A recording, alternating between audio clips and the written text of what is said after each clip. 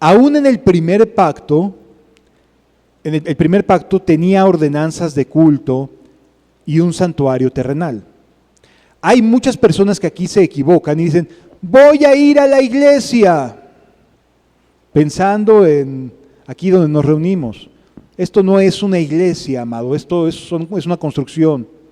Tiene pilares, tiene concreto, no es una iglesia. La iglesia son los individuos que caminan con Dios. Y puede haber individuos que caminen con Dios dentro de un mismo lugar y personas que no caminen con Dios dentro de un mismo lugar.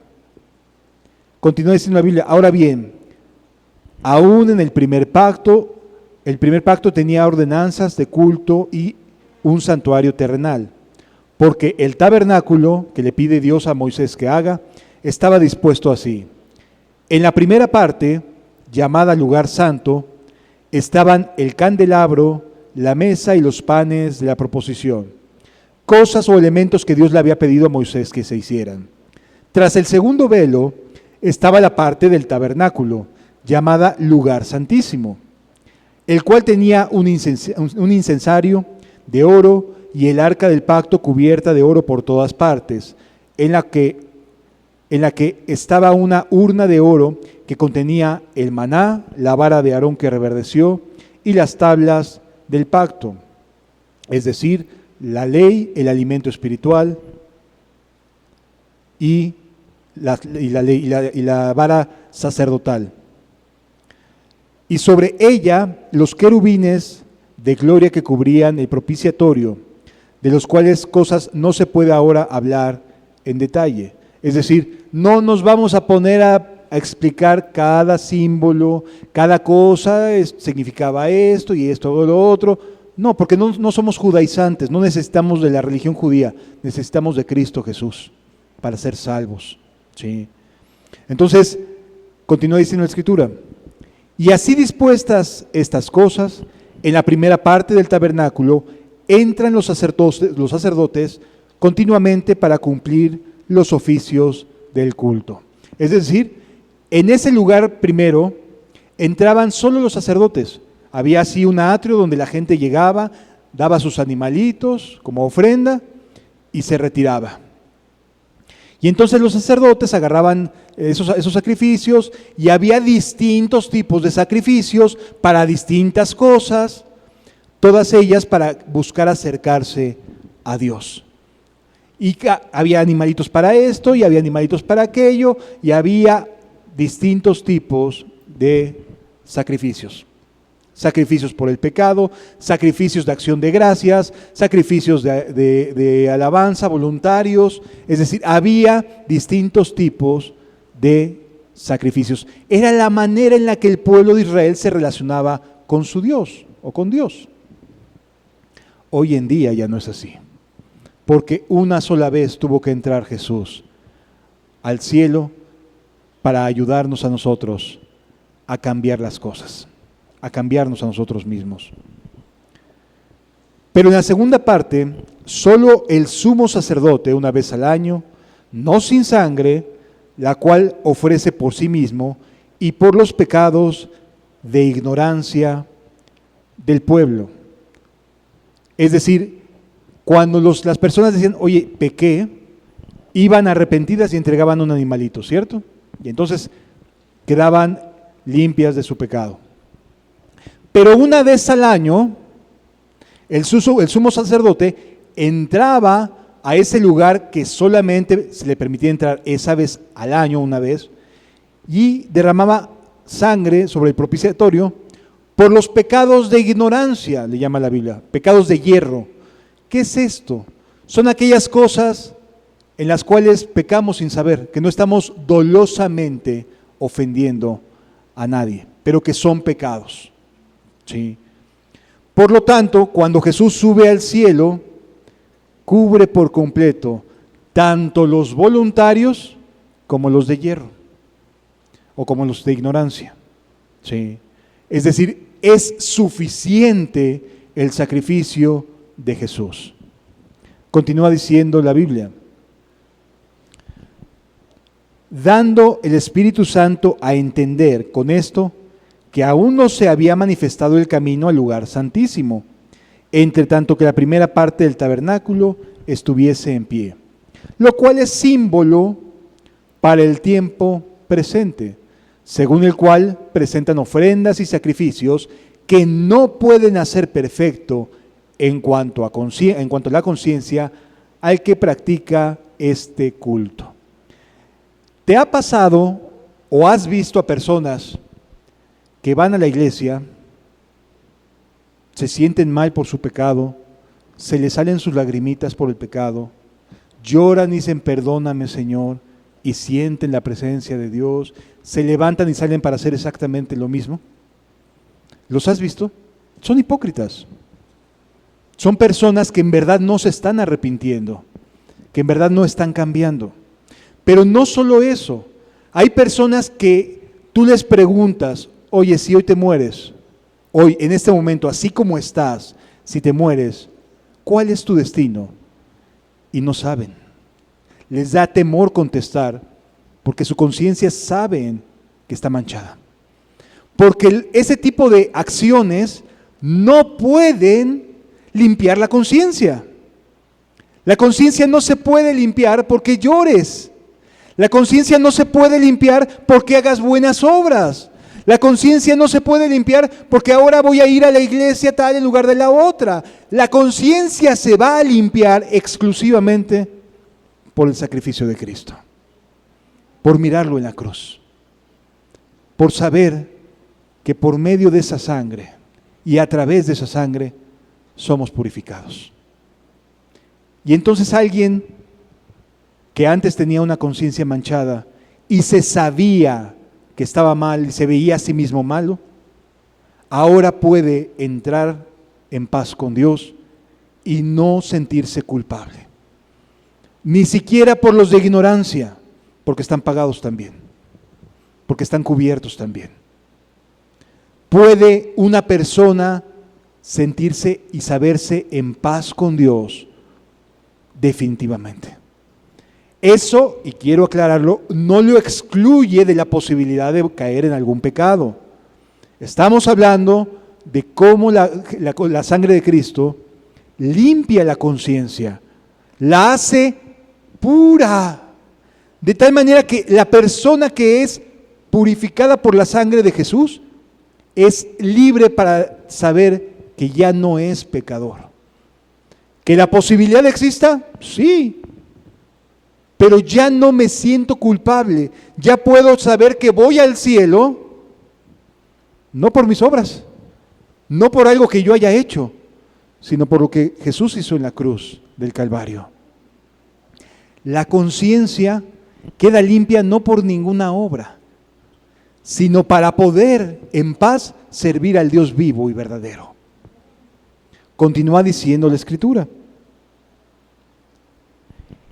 Ya que consiste, versículo 10, ya que consiste solo de comidas y bebidas, de diversas abluciones y ordenanzas acerca de la carne, impuestas hasta el tiempo para reformar todas las cosas. ¿Y qué creen? El tiempo de reformar todas las cosas llegó con Cristo, llegó con el Señor Jesús. Puede ser limpio verdaderamente. Es que el arrepentimiento lo que hace es que me enseña que tan perdido estoy y me ayuda Dios a través de redarguirme a sentirme triste y a abandonar aquellas cosas que sé que están mal y pedir perdón por aquellas cosas que sé que están mal. ¿Para volverlas a hacer? No. Para apartarse de hacer lo malo y aprender a hacer lo bueno. Pero la conciencia también se limpia en el mismo lugar por la sangre de Cristo.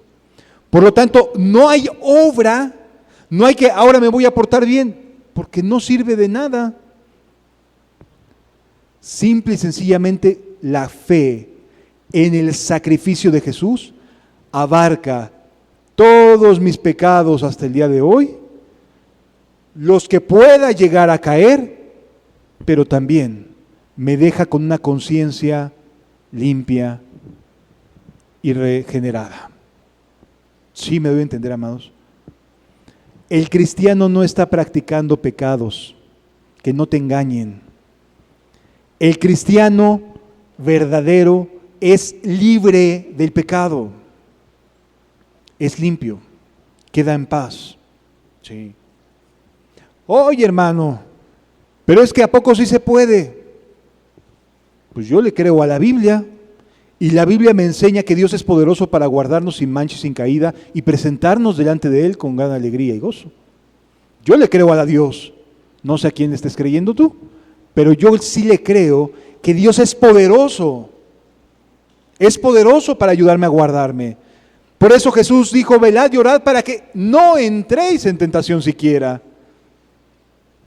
Porque no necesito entrar en tentación si estoy en comunión con el Padre. Alguien que está en comunión con Dios se siente tan amado que no necesita buscar a ver quién me ama, a ver quién me hace caso.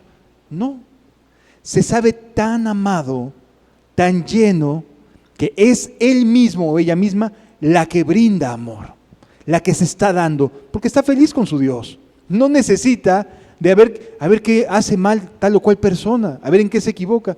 No, su conciencia está limpia, no porque otros estén peor, porque somos buenos para eso. Somos buenos para decir, es que yo no soy como fulano de tal. No, hombre, ese sí se merece todas las copas de la ira de Dios. No, te estás comparando con los peores. Lo que te limpia es la sangre de Jesús. El que te hace santo es que Jesús haya muerto por ti en la cruz. No puedes, por mucho que te esfuerces, tratar de quitarte de encima las cosas que has hecho. Pero Jesús sí puede hacerlo. Vino para quitar el pecado de en medio. Sí. La sangre de Jesús nos permite decir que vivimos en santidad. Es esa sangre tan preciosa y tan hermosa la que nos permite saber que hemos sido santificados. Y el arrepentimiento me permite evitar cualquier acercamiento con lo que yo sé que está mal. Y si algo no lo sé, está cubierto también. Y ya Dios me enseñará si algo tengo que corregir, lo corrijo. Pero no por eso me estoy sintiendo culpable si la sangre de Jesús de verdad ha cubierto mi conciencia y limpiado y purificado mi vida. Sí. ¿Por qué razón podía Pablo escribirle a los santos, a los escogidos, a los redimidos? ¿Por qué Pablo y los apóstoles podían hablarle así a personas cuyas vidas hacia atrás eran terribles y habían sido terribles? Porque fueron santificadas por medio, no de obra alguna, sino del sacrificio de Cristo y de su sangre. La sangre de Jesús sí tiene poder, pero no como amuleto de, ¡ay, la sangre de Cristo tiene poder! No, no así. No como si fuera una muletilla de decir, ¡ay, ahorita me está yendo mal! No, hombre, la sangre de Cristo me ayude. No, tiene poder para limpiar tu conciencia de obras muertas. Tiene poder para limpiar tu conciencia y dejarte en paz con Dios. Porque su sacrificio vale más que cualquier cosa en el mundo. Por eso dice la Escritura, pero estando ya presente Cristo, versículo 11, pero estando ya presente Cristo, sumo sacerdote de los bienes venideros, por el más amplio y más perfecto tabernáculo, no hecho de manos, es decir, no de esta creación. Y esto es impactante, de verdad. Por eso uno no puede sentirse culpable cuando de verdad tiene fe en Jesús, porque no tiene que ver con esta creación. Es del cielo de lo que estamos hablando. Es de lo eterno. No de esta creación, ni por sangre de machos cabríos, ni de becerros, sino por su propia sangre. Esto es trascendente a la tierra. Esto va más allá de lo que nos podemos imaginar. Lo que Jesús hizo en la cruz y su resurrección va más allá de lo que cualquier ser humano pueda opinar en este mundo. Es maravilloso, porque no tiene que ver con nada en esta tierra, porque esta tierra tiene su tiempo y va a acabarse. Tiene que ver con el reino eterno, con el reino de los cielos. Por lo tanto, no hay nada en esta tierra que nosotros podamos hacer que nos haga trascender o que nos haga llegar hacia el cielo o al reino de los cielos. Nada. Por eso los sacrificios de las religiones no sirven realmente, porque no van más allá. En cambio, la sangre de Jesús sí regenera el alma, sí hace nuevas todas las cosas. ¿Sí? Y no por sangre de machos cabríos ni de becerros, sino por su propia sangre. El sumo sacerdote de los bienes venideros, extraterrenal, en esta tierra vertió toda su sangre para asegurarnos la eternidad, para poder estar con Él eternamente. Ese sacrificio es lo que nos cambia, amado. Ese sacrificio es el que nos hace nuevas criaturas. Ese sacrificio es el que hace que podamos decir, soy santo. No por mí, no por mi pasado, ni por mi presente, sino por lo que Jesús hizo derramando su sangre en la cruz. Y no porque sea mejor que otra persona, sino porque mi nombre está escrito, gracias a su sangre, en el libro de la vida. Amados, qué maravillosa es la salvación. Cuán glorioso es el camino a la eternidad.